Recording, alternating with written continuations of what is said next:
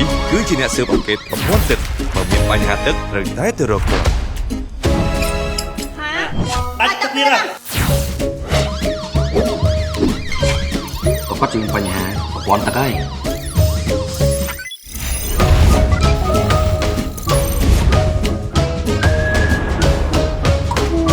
ស្រក់ទឹកទៀតហើយ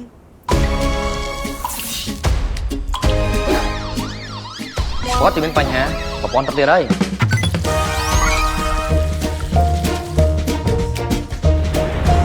ហើយប្រហែលមកពីបញ្ហាម៉ាស៊ីនចាក់ទៀតហើយ គាត់ជាមានបញ្ហាប្រព័ន្ធទឹកទៀតហើយ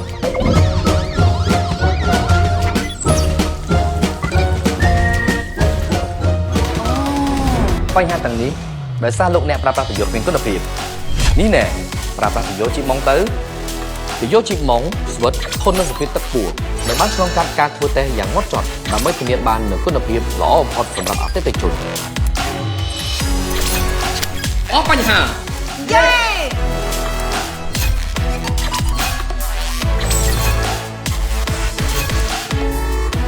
ប្រយោជន៍ជីម៉ុងទទួលបានការជឿទុកចិត្តពីអ្នកជំនាញនិងវិស្វករ